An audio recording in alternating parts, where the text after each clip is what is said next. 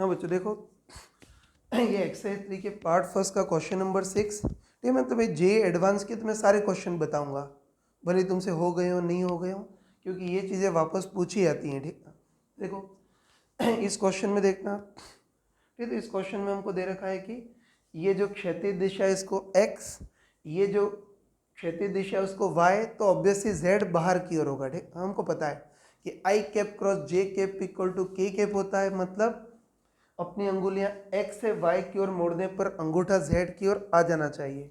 बताओ, अपनी अंगुलियां x से y की ओर मोड़ेंगे तो अंगूठा बाहर की ओर आ रहा है, इससे इस बार z दिशा बाहर, मतलब डॉट वाली दिशा होगी। ठीक है, अब देखो इसमें हमको दे रखा है कि कोई कंप्लीट धारावाही लूप रखा है जिसमें धारा I बह रही है। घेरों की संख्या के बारे में नहीं दे रखा है, तो मान लेंगे कि घेरों की संख्या केवल 1 है। और हमको दे रखा है कि ये 4 अर्धवृत्ताकार भाग है ना, इन अर्धवृत्तों का व्यास a है। तो बताइए, है ना, प्रत्येक अर्धवृत्त का व्यास a है, तो अर्धवृत्त की त्रिज्या कितनी होगी, a/2। बस अब हमको पूछा है कि ये जो कंप्लीट धारावाही लूप है, इस धारावाही लूप का चुंबकीय आघूर्ण कितना होगा, मतलब चुंबकीय द्विध्रुव आघूर्ण कितना होगा, वो पूछा है। ठीक है, तो बस ये तो बहुत सिंपल है। ठीक है, तो मैंने क्लास में क्लियरली बताया था कि कोई भी कंप्लीट धारावाही लूप हो तो उसका चुंबकीय आघूर्ण कितना होता है, NIA। शायद तुमको याद होगा। ठीक है ना, कि कोई भी कंप्लीट धारावाही लूप हो तो उसका चुंबकीय आघूर्ण कितना होता है, NIA। तो N तो घेरों की संख्या 1, I बहने वाली धारा तो I होगी, और A क्या होगा, इस लूप के अंदर परिबद्ध क्षेत्रफल। तो बस हमको A देखना है, मतलब इस लूप के अंदर परिबद्ध क्षेत्रफल कितना होगा वो देखना है।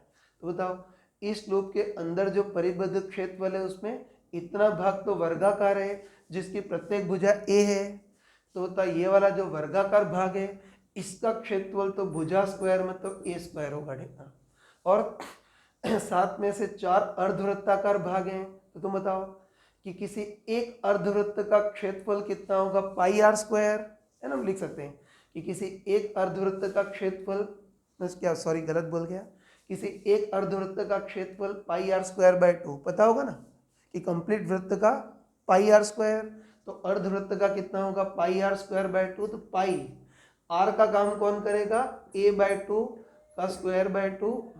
बस एक अर्धवृत्त का क्षेत्रफल इतना हो गया, तो ऐसे ऐसे 4 अर्धवृत्त हैं तो कुल क्षेत्रफल इंटू 4, तो इसका चुंबकीय गुण इतना आ गया, NIA इतना आ गया। बस आगे सॉल्व कर सकते हो। तो चुंबकीय गुण I इंटू अंदर कितना है, A स्क्वायर प्लस ये 4 से 4 कैंसिल, तो कितना आ गया, पाई A स्क्वायर बाय 2 इतना आ गया। ठीक है, और सुंदर टाइप से लिख सकते हैं I into A square common, तो अंदर 1 प्लस पाई बाय 2।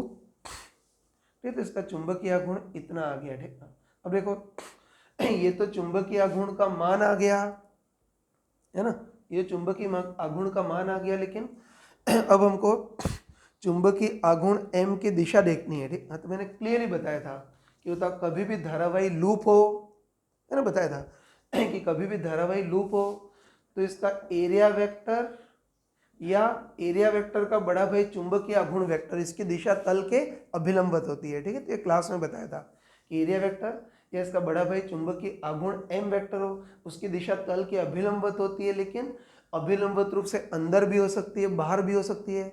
इन दोनों में से कौन सी होगी, उसके लिए हम राइट हैंड रूल लगाते हैं। तो बस सिंपली धारा की दिशा में अंगुलियां मोड़ते हैं तो अंगूठा एरिया वेक्टर या चुंबकीय आघूर्ण वेक्टर की दिशा बताएगा। तो बस धारा की दिशा में अंगुलियां मोड़ेंगे तो अंगूठा बाहर की ओर आ रहा है, मतलब इसका एरिया वेक्टर भी बाहर की ओर होगा और उसका बड़ा भाई चुंबकीय आघूर्ण वेक्टर भी बाहर की ओर होगा, और अभिलंबित रूप से बाहर वाली दिशा को Z दिशा मतलब K कैप, तो चुंबकीय आघूर्ण आ गया। ठीक है, वैसे तो क्वेश्चन में यहीं तक पूछा है, लेकिन कई बार क्वेश्चन में और कुछ चीजें पूछता है कि चुंबकीय आघूर्ण इतना आ गया, अब इस पर कोई बाह्य चुंबकीय क्षेत्र लगा दिया, जैसे कि 10I cap minus 30J cap, ऐसा बाह्य चुंबकीय क्षेत्र लगा दिया।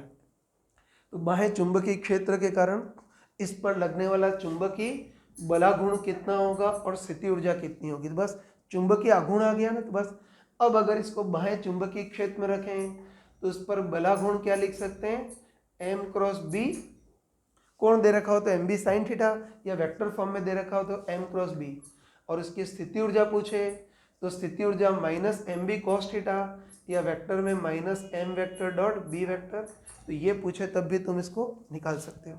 बिल्कुल लड्डू क्वेश्चन है, ऐसे क्वेश्चन छूटने नहीं चाहिए।